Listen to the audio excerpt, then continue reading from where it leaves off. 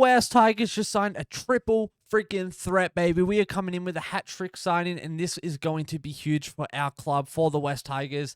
And plus, today we're breaking down my predicted 2026 lineup, how we can actually come away with as many wins as possible, putting the best players in the best positions. And I want to hear your thoughts and comments throughout the whole video on the good, bad, and ugly. If you disagree with some of my things, let me know. If you agree, let me know. And if you think there should be someone else, please let me know who you would put in. But before we get into today's video, my name is Geordie, a diehard West Tigers fan who lives and breathes this club. And if you love the Tigers, or if you just love footy as much as I do, smash that like button, hit subscribe, and hype this video up, and let me know your thoughts in the comments. Who is going to have an absolutely roaring 2026 season that we haven't seen so far? Do that. And so, before we get into today's video, I just want to take a moment to thank all of the members of this channel. We are small, we are growing, and I just cannot believe that there's people that genuinely want to tune in and day out to listen to me. So thank you, Aaron. Thank you, Sherlock. Thank you, Cam. Thank you, Sam. Thank you, Jay. And thank you, Clumsy Comics, for being a part of the membership program. It really does mean the world to me to see others supporting creators like myself. And so if you want to join that, there is a link in the description below. And yeah, it's just a great way to come together. You'll be invited into the Discord. It's a whole thing. You should be there. Anyway, we have secured a trio of young stars for our NRLW squad, and this is huge. We've got Leah, we got Namoe, sorry, I'm really sorry if I mispronounced that, and then we've got Shaniece. These are going to be legends for our club. And so Gesa says, I'm so excited to have signed my first NRLW contract. It's something I've worked really hard to achieve. I'm looking forward to joining the West Tigers and continuing my development alongside some of the best players in the games. And so this is going to be huge. She's 18-year-old. She started in all 12 matches. She's had 1,400 runs with the 10 tries with the Tigers, defeating the Burleigh Bears in the BMD Premiership Grand Final. So that is huge. She's also been selected in the Queensland Under-18 emerging squad. So she really knows how to play footy. She's an Auckland-born second rower. She's got the build. Sorry, she isn't, but Shaniece is.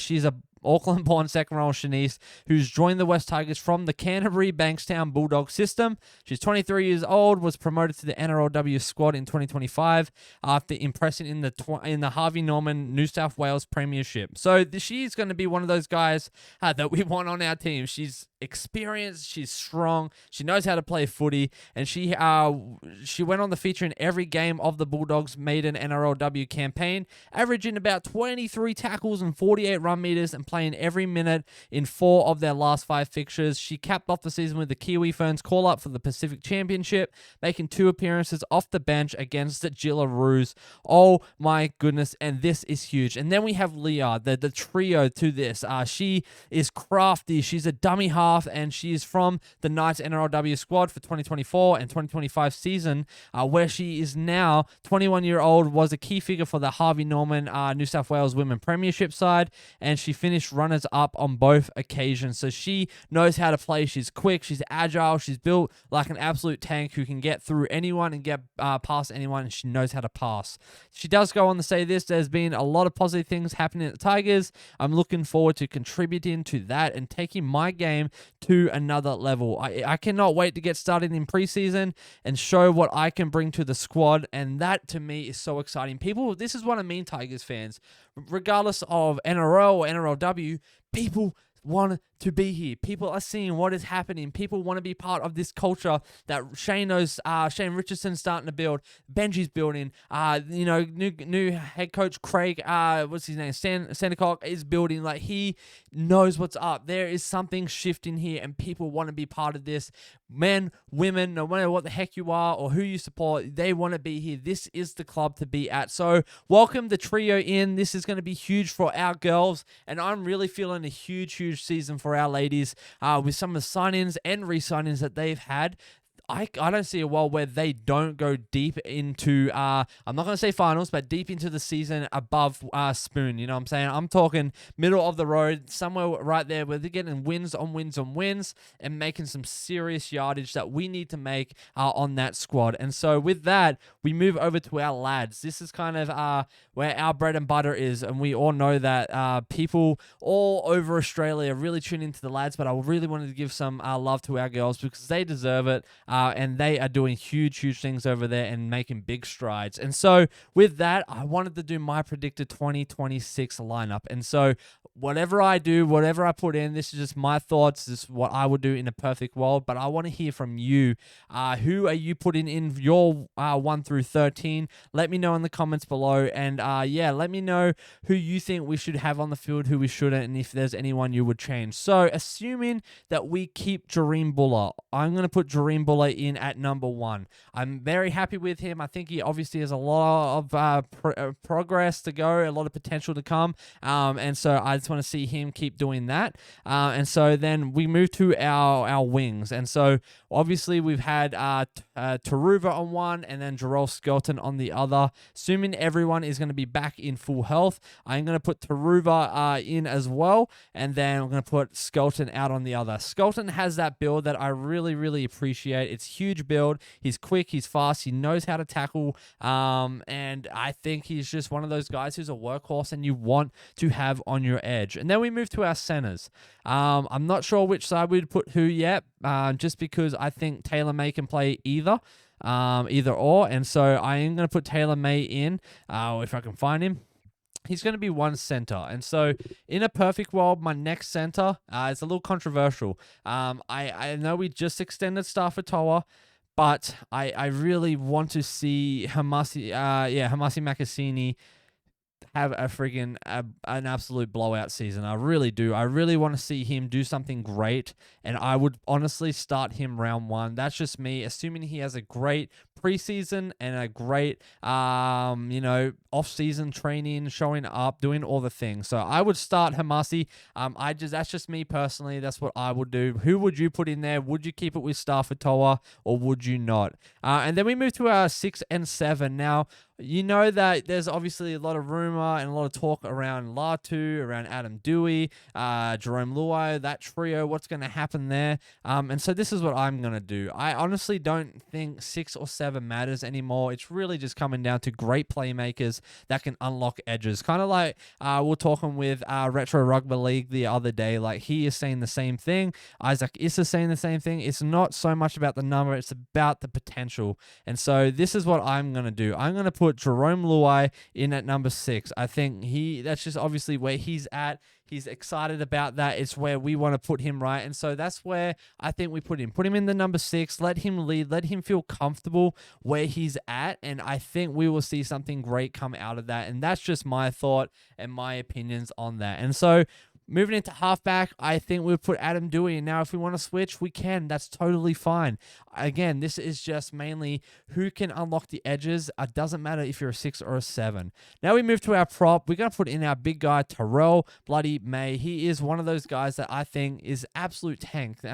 We saw last year he won a lot of awards. He put up a lot of meters, a lot of post-contact meters. That's what you want. And so moving on to our number 9, of course, our skipper, Happy Coruscant, baby. Why wouldn't he be in? If it wasn't him, it would be someone like Tristan Hope. If it wasn't him, Jared Hayward, So we have options, we have depth, and that's what I love. And then moving into another prop, this one could be a few people. It could be Fanua Pole, could be Siani. It could be, we could even see someone, just crazy idea, someone like Alex Seyfarth in there. Just a crazy idea.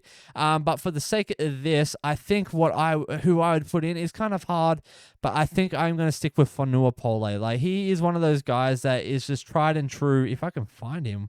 Where are you at, brother? There you are. It's just tried and true. He keeps going. He doesn't stop. And he just, I don't know, he just has this way about him where he is such a tank and he means so well and he's here for the culture and what we're building. And that, to me, is so much more than if you can honestly play super well. I want people that genuinely want to be here because that, to me, is going to make up for so much in the other things. So, moving into our second row in our lock. And so this is kind of where we have a lot of depth, a lot of opportunity. I am going to start by putting Kai Pearce-Paul in. I think he's going to be one of our starters going into 2026. He's an absolute unit that can definitely play really well and has played at a high elite level for a long time and just killed it in the Ashes series. So why wouldn't we put him there? And then other second row starting, see, this is where it gets hard because we got Siani, we got Samuela. I mean, goodness, if we really want to put Kid in, we've got Charlie Murray, we've got Tony Suka, we've got Seyfarth. We've got Twali. We've got so many different options. Honestly, I think I would have to go Siani or Samuela. Let's go Samuela. Siani will be on the bench, so he gets first pick on the bench. And then our lock, Twal or Latu. This is where I don't know.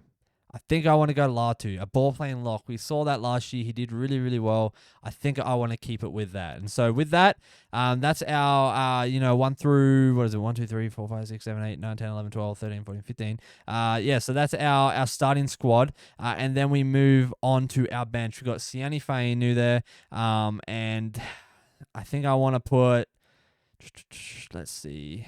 I kind of want to put Tony Suka, just to give some depth, some impact off the bench into our forward pack or our second row. And then who else will...